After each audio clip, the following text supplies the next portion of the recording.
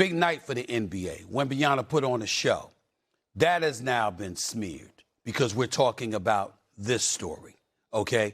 Remember, Trump has a long, long history connected to the world of sports because he had those casinos. Where do you think folks were coming half the time?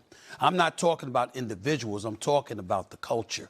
When people want to go to a casino, when people want to gamble, when people want to party, or whatever the case may be.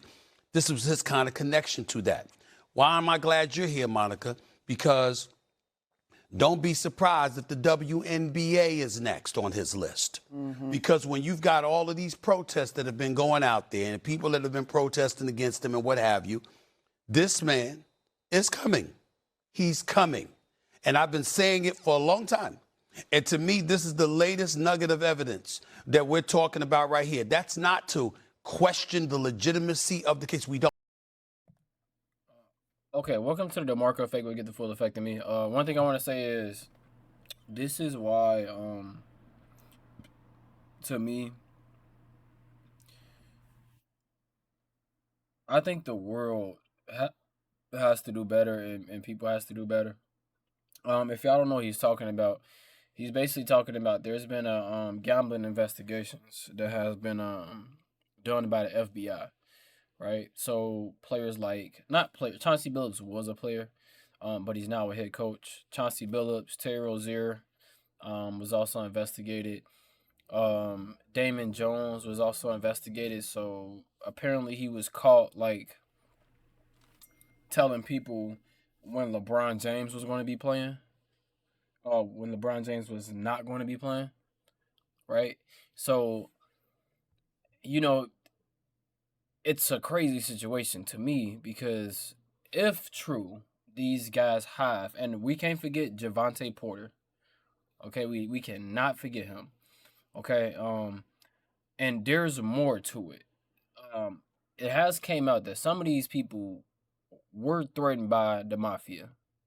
Javante Porter specifically, from what I read, it said he had gambling debts. So he basically he wanted to pay his debts off by gambling, and he had no choice with the mafia, which is crazy. Stephen A. Smith is connecting this to Donald Trump, and I don't know why exactly.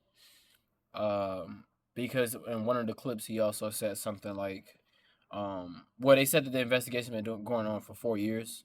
4 years ago, Joe Biden was also the president. So, I mean, that's that. But we're going to skip over to another video of Shams. Shams actually talking about the situation so we can actually see more of what's going on. But other than that, I'm not the type to overreact to this type of shit. Because I don't know really what is going on. I only know what I read, just like these people know what they read. And I don't want to say foolish shit. You get me? So take me, I guess, through... Here's what happened. Here's what they're accused of. So let's start with Chauncey Billups, Terry Rozier, the two active members of the NBA. And Chauncey Billups was coaching a game in Portland last night against the Timberwolves season opener in Portland. Terry Rozier was on the bench in Orlando for the Heat's season opener there.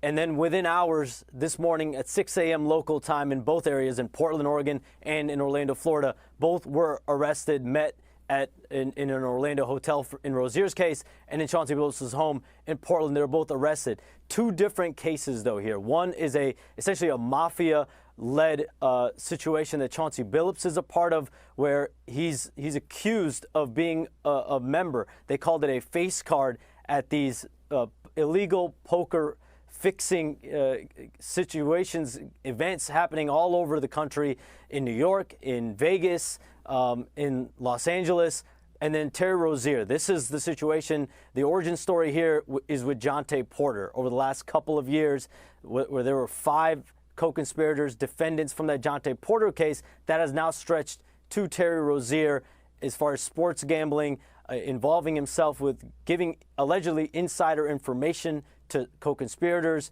and bettors that were then able to use thousands, hundreds of thousands of dollars to bet on information that he gave out. Of course, this has led to seismic reverberations across the NBA. You have now at least 2 NBA careers put into peril with Chauncey Billups as the head coach and Terry Rozier as an active player. Yeah, and somebody that they haven't forgot about, that they might look back into, I don't know.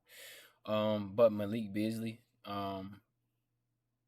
he was basically before before free agency, right? He was known like from last season from playing with the Pistons, and he played very well, right? Went from the Lakers to the Bucks to the Pistons, right? And played very well. And then the gambling investigation started. So now Beasley, Malik Beasley, missed out on basically getting a decent free agency deal.